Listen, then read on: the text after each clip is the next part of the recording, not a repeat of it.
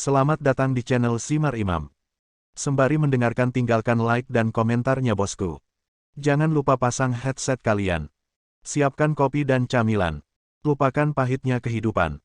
Mari kita dengarkan sambil rebahan. Bab 31. Penjelasan Ye Tianzong tampak konyol, tapi itu sangat masuk akal. Ini adalah hasil diskusinya dengan Wang Duofu.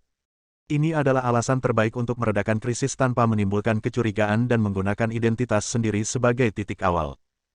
Karena, Fade ini biasa berkeliaran di pasar, dan berkelahi adalah hal biasa. Patah kepala, gangguan jiwa, rawat inap, sudah banyak catatan. Mendengar Ren Yurou, yang tidak mengerti, ragu, tetapi keluarga Ren berpikir bahwa orang bodoh ini mampu dan memiliki latar belakang yang dalam. Tapi sekarang setelah saya mendengarnya, mereka langsung lari ke Tanaka Shin untuk verifikasi. Aku tidak menyangka hal bodoh seperti itu terjadi pada orang bodoh ini. Shin Tanaka mengertakkan gigi, mengangguk dan berkata, benar, Fade ini pernah dirawat di rumah sakit sebelumnya, sepertinya kelainan yang disebabkan oleh tekanan mental. Tapi saya tidak tahu persis di mana itu. Ternyata itu di rumah sakit jiwa Qingshan. Kebetulan sekali. Dia dan idiot ini sebenarnya adalah teman yang sakit. Kali ini dia beruntung, tapi lain kali, dia tidak akan seberuntung itu. Kalau begitu ayo pergi, semua orang sudah bicara, tidak ada tempat tersisa, pindah ke restoran lain, agar tidak tinggal di sini, sial. Ren Fengjiao menyarankan. Meskipun Ren Yingying tidak mau, dia hanya bisa menuruti fakta ini. Tapi Ren Fengping menangkap informasi kuncinya, menggelengkan kepalanya, dan berkata dengan suara rendah, saya pikir kita bisa tinggal dan menonton pertunjukan. Menonton drama. Nyonya tua yang mengerutkan kening, dan berkata dengan tongkat, Fengping, aku tahu kamu marah. Tapi, tetap di sini, kita akan melihat keluarga mereka makan, apakah kamu akan merasa lebih baik? Tidak apa-apa, masa depan akan panjang, dan kita akan menemukan cara untuk menghadapi mereka nanti. Tidak, Bu. Maksudku, bukankah si bodoh itu baru saja mengatakan itu? Memang benar kamu punya tempat makan. Namun, dia melebih-lebihkan kemampuan keluarga mereka. Jika kamu ingin makan, kamu harus membayarnya sendiri dan mengatakan apa yang kamu inginkan. Katakan, itu air yang dibuang, dan tidak bisa diubah. Dan Zhang Chunqin, perempuan jalan itu, saya tahu persis berapa banyak uang yang dia miliki di tangannya, setelah makan malam, dapatkah dia membelinya? Ya, mendengar. Tanaka Shin menerima kata-kata itu, menatap mata Ye Tianzong, menjadi lebih muram, dan berkata, restoran Hongfu terkenal mahal. Ketika Anda datang ke sini, konsumsi minimum harus puluhan ribu lebih. Setelah makan sebentar, jika tidak ada uang untuk membayar, maka rencanamu harus terus dilaksanakan. Maksudmu, kamu tidak punya uang setelah makan, dan kamu bisa kehilangan muka, atau kamu bisa ditangkap dan dipenjara. Saat ini, keluarga Ren kami dapat membayar, tetapi premisnya adalah dia menarik diri dari proyek Helongwan. Bahkan, biarkan keluarga mereka terus tinggal di bungalow bobrok. Rencana di sana diam-diam berlangsung. Adapun keluarga Ren Yurou di sini, mereka akhirnya percaya setelah penjelasan berulang Ye Tianzong setelah setengah percaya. Ini sangat menarik. Aku tidak menyangka kamu masih bisa merasa superior saat kamu bodoh. Zhang Chunqin sangat marah dan lucu. Meskipun sangat dramatis, itu diselesaikan dengan lancar. Dia dalam suasana hati yang baik, kami sakit berteman dengan Anda, saya takut setengah mati. Saya hanya berpikir Anda berbicara omong kosong. Sayang, kamu bisa makan kepala kambing favoritmu lagi. Bu, ayo kita pergi makan kalau begitu. Tunggu sebentar. Zhang Chunqin tiba-tiba memikirkan sesuatu, dan menatap Ye Tianzong, apakah kamu bodoh? Karena kamu adalah pasien dan memiliki hubungan seperti itu, mengapa kamu tidak mentraktir kami makan gratis? Kamu baru saja berkata, biarkan kami membayarnya diri. Saya pikir ini masalah prinsip, bukan, istri. Ye Tianzong memandang Ren Yurou. Ren Yurou tidak berkomitmen, mengangguk dan berkata, baiklah, saya setuju dengan pernyataan Ye Tianzong. Nikmat adalah nikmat, dan makan adalah makan, jadi tidak bisa disalahartikan. Meskipun agak mahal di sini, kita seharusnya mampu membeli itu kan. Karir saya juga akan lepas landas di masa depan. Anda juga dapat menghasilkan banyak uang, Bu, jangan pilih-pilih seperti sebelumnya. Petik 2. Saya memilih. Bukan karena kamu, besar dan kecil, jangan biarkan aku khawatir. Jika saya tidak mengendalikan biaya hidup, saya khawatir keluarga kami akan pergi minum angin barat laut. Meskipun dia kesal karena dia harus membayar sendiri uang itu, dia akhirnya mendapatkan kembali wajahnya, dan Zhang Chunkin tidak terlalu peduli tentang itu. Mereka berjalan mendekat, dan setelah menegaskan kembali kesepakatan sebelumnya dengan Ni Yang dan yang lainnya, mereka pergi ke ruang makan untuk makan di bawah kepemimpinan mandor cantik yang dipromosikan menjadi manajer lobi. Lokasinya bagus. Di dekat jendela, Anda bisa melihat pemandangan luar. Restoran Hongfu terletak di pusat kota, di luar jendela ada banyak lalu lintas dan orang datang dan pergi. Apalagi sekarang sudah jam 8.30 malam, dan para tamu datang berbondong-bondong satu persatu. Beberapa, ini menunya, silakan pesan. Melalui lencana, Ye Tianzong tahu bahwa mandor cantik itu bernama Song Huya, dan karena alasan Ye Tianzong, dia langsung bangkit. Dia memiliki kesan yang baik tentang Ye Tianzong, jadi dia menyuruh pelayan itu pergi dan dia melayani secara langsung. Naskah di tangan, salam hangat. Saat Zhang Chunkin mengambil alih, kecuali Ni Yang sedang beristirahat di sampingnya, yang lain semua datang. Yo, mulai memesan. Harga sayuran di sini cukup mahal. Setiap hidangan harganya ratusan bahkan ribuan. Kakak dan adik, berdasarkan apa yang aku ketahui tentangmu, aku khawatir kamu bisa memesan paling banyak 3 hingga 500 piring, kan? Katakan padaku, bukankah akan sedikit lusuh jika beberapa orang makan satu piring? Hehe, sial kebetulan bertemu teman yang sakit. Apakah kamu benar-benar berpikir kamu adalah istri yang kaya? Orang miskin sepertimu, seperti yang aku katakan, kamu hanya pantas makan saksian. Satu set makanan dengan kaki bebek harganya paling banyak 10 yuan. Kedua saudari itu, Ren Fengping, menyindir. Tanaka Xin dan Ren Yingying serta istrinya sedang memegang senjata dan tongkat. Di dalam dan di luar kotak. Tidak lebih dari mengatakan bahwa nyawa Zhang Chunkin murah, dan dia memiliki menu, jadi dia tidak berani memesan. Keluarga makan dengan buruk di sini, dan akhirnya ambil sisa makanan dan tarik ke bawah, jadi saya tidak berani main-main sama sekali. Lagi pula, jika Anda memesan, Anda harus membayar dengan uang sungguhan, dan saya tahu kekuatan ekonomi mereka dengan sangat baik. Bentak. Zhang Chunkin kehabisan napas. Dia langsung menutup menu yang terbuka dan melemparkannya ke Ye Tianzong. Bodoh, pesan. Kamu bisa makan apapun yang kamu mau. Hari ini, istrimu mentraktirmu. Tidak peduli apa, setidaknya kita bisa duduk di sini, tidak seperti beberapa orang yang hanya bisa berdiri di samping dan mengucapkan kata-kata pedas. Ide Zhang Chunkin sangat sederhana. Jika Anda memesan makanan Anda sendiri, Anda akan sangat berhati-hati. Dan si idiot ini tidak tahu tentang harganya, selama hidangan yang dia pesan tidak luar biasa, mereka seharusnya tidak bisa berkata apa-apa. Apalagi keluarga tidak punya banyak uang, tapi wajah hari ini tidak boleh hilang. Masalah besar, dia hanya akan menjadi perhiasan emas dan perak kecil.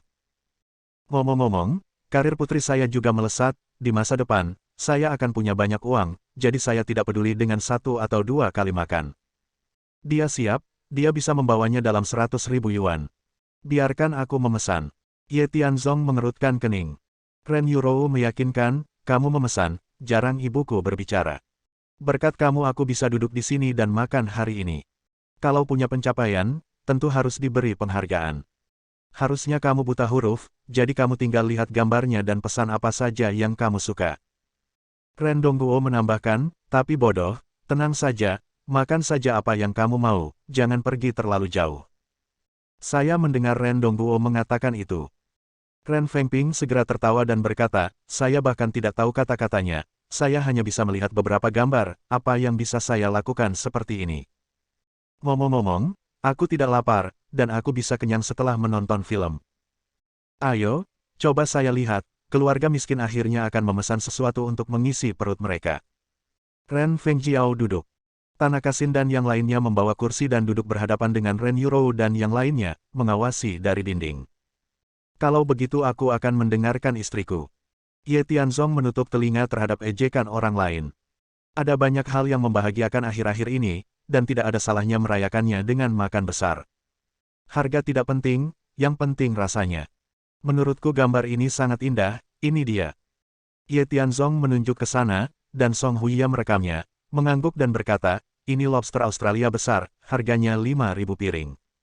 Dan ini Hai King Crab, harganya 8.000 eksemplar. Sedikit lebih dari ini.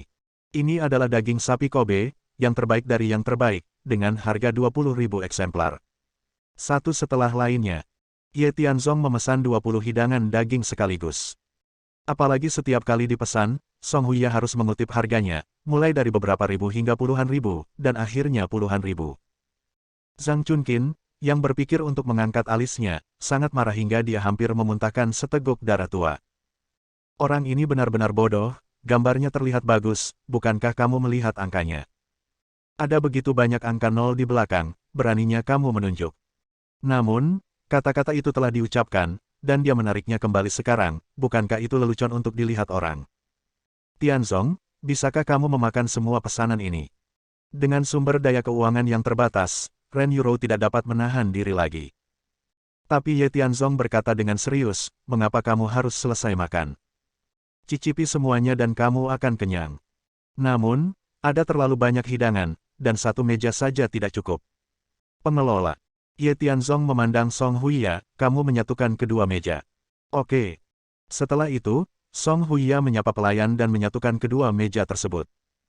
Melihat Ye Tianzong ingin terus memesan makanan, Ren Dongguo dengan cepat berhenti, bodoh, apakah kamu benar-benar bodoh? Memesan ketika kamu tidak bisa menyelesaikan makan. Apakah menurutmu keluarga kita punya tambang? Hahaha. Mendengar. Ren Fengping tertawa dan berkata, ini benar-benar pura-pura. Saya terlalu malu untuk memesannya. Biarkan orang bodoh memesannya. Bagaimana dia bisa tahu apakah harganya mahal atau tidak? Ikuti saja gambar-gambarnya yang bagus. Orang baik, itu hidangan yang baru saja saya pesan dalam sekali tarikan harganya beberapa. 100.000, kan? Zhang Chunqin, setelah makan ini, saya khawatir Anda harus pergi ke klub malam untuk duduk di atas panggung selama beberapa dekade yang akan datang. Aku tidak tahu apakah aku akan mengundangmu ketika saatnya tiba. Kamu sudah sangat tua, siapa yang mau? Ejekan kedua saudara perempuan itu menjadi semakin berlebihan. Tapi Ye Tianzong tenggelam dalam dunia memesan makanan, dan melanjutkan, saya tidak bisa mencerna terlalu banyak hidangan daging, ayo pesan beberapa hidangan vegetarian. Ini. Oke, ini Matsutake Pamungkas, 88.000 porsi. Dan ini. Ini Tian Kaiting, 108.000 porsi. Berturut-turut, Ye Tianzong memesan sekitar 30 materi lagi. Meski vegetarian, harganya lebih mahal dari hidangan daging. Ada 60 hidangan dalam 7 dan 8. Dan harganya menggiurkan, mulai dari beberapa ribu hingga ratusan ribu. Bu, aku sudah siap. Ye Tian menarik napas dalam-dalam, dan berkata, namun, ada makanan, dan lebih sedikit minuman. Manajer, ini 4 botol, untuk keluarga kita, 1 botol untuk setiap orang. Ayah sedang tidak sehat. Jika dia tidak bisa, aku akan membantunya minum. Melihat gambar jari Ye Tianzong, bahkan Song Huya terkejut, dan bertanya, Tuan, apakah Anda yakin ingin anggur merah ini? Ada masalah? Tidak, ini anggur merah Lafite berusia 28 tahun. Harga pasarnya 880.000 botol. Jika Anda memesan 4 botol, harganya lebih dari 3 juta. Lihat ini. Tidak apa-apa, ibuku kaya. Hidangkan saja makanannya.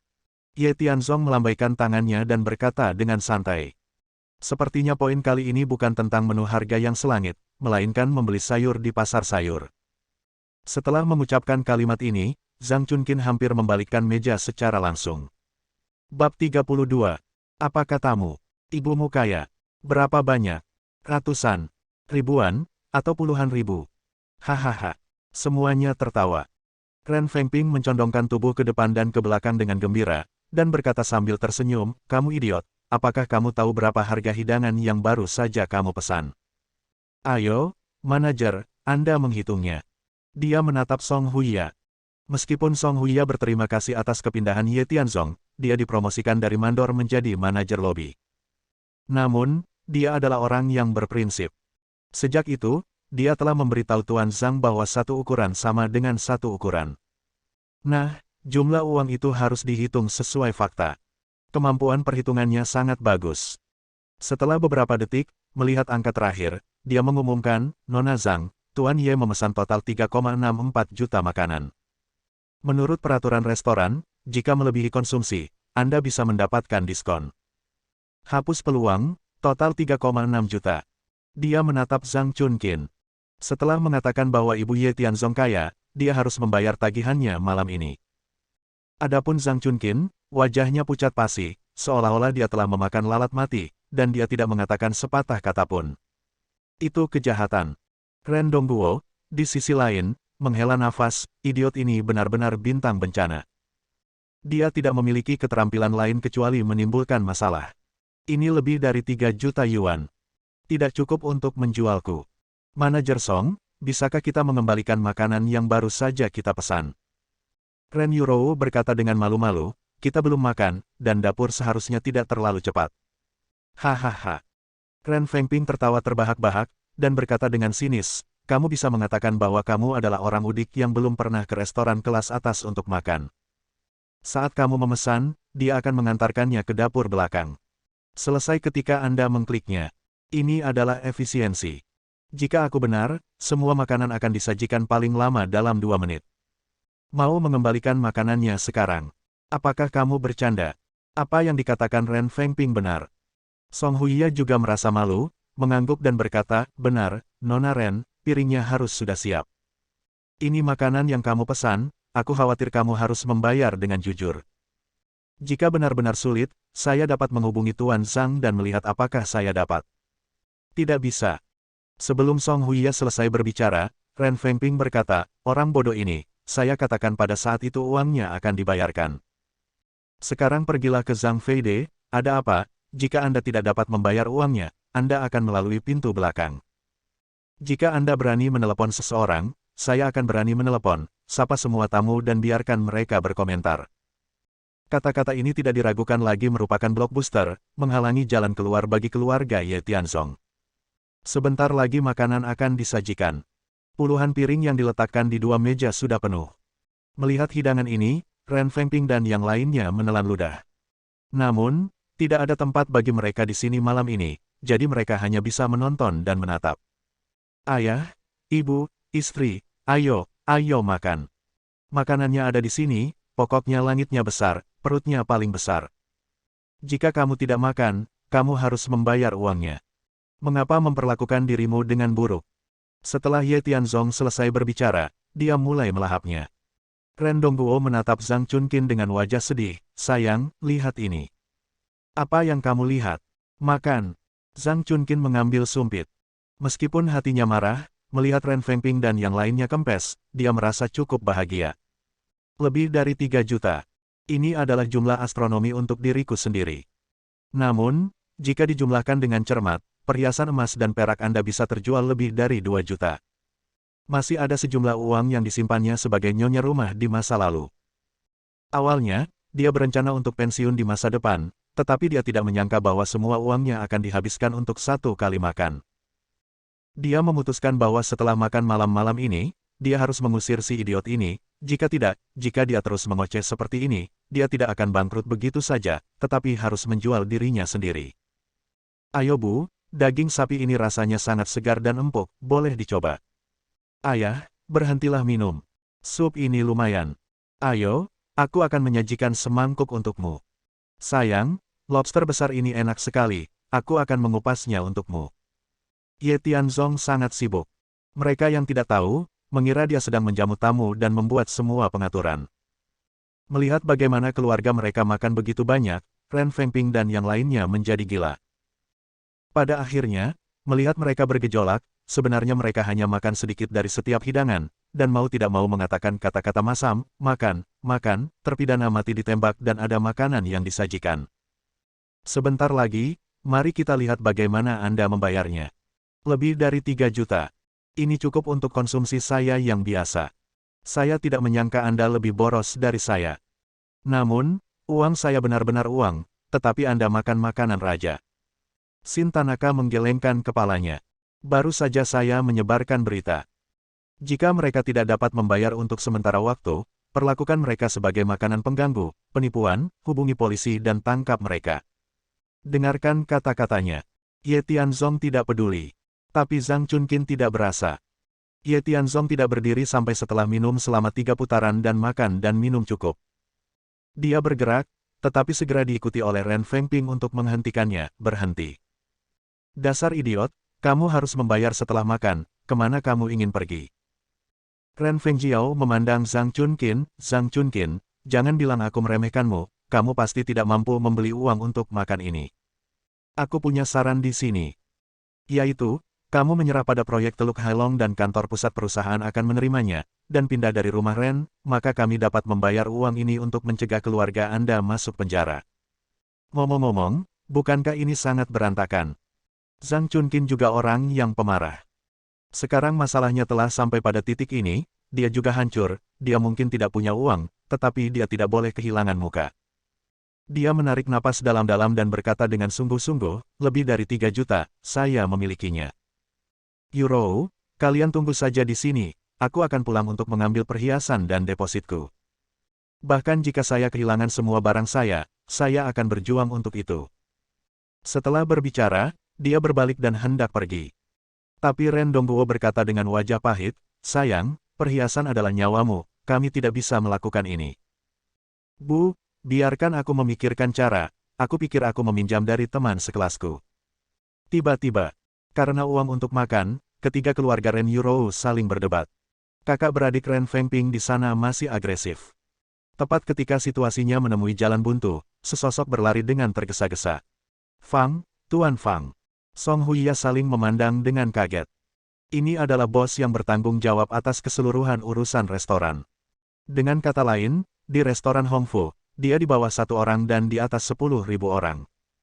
Selama waktu makan, dia tidak pernah datang ke aula, pada dasarnya dia duduk di kantor dan duduk dengan kokoh di Diaoyutai. Dan kali ini dia turun sendiri, apa yang terjadi? Cepat, bawa kotak itu. Tuan Fang mengabaikan Song Huiya, tetapi berjalan ke arah Zhang Chunqin dan yang lainnya. Di belakangnya, diikuti oleh seorang pelayan yang memegang sebuah kotak. Tepat di depan kotak, ada 3 karakter besar, lottery box. Anda. Ren Yurou bingung. Ketika Zhang Chunqin hendak berbicara, Presiden Fang tersenyum dan berkata, malam ini adalah peringatan 10 tahun restoran kami. Setiap meja akan diundi. Meja lainnya semuanya diundi. Sekarang giliran Anda. Lotre. Mata Zhang Chunqin melebar, apa manfaatnya? Ada 2 cara untuk menggambar lotre, satu untuk berterima kasih atas partisipasi Anda, dan yang lainnya untuk memberikan pesanan gratis. Gratis.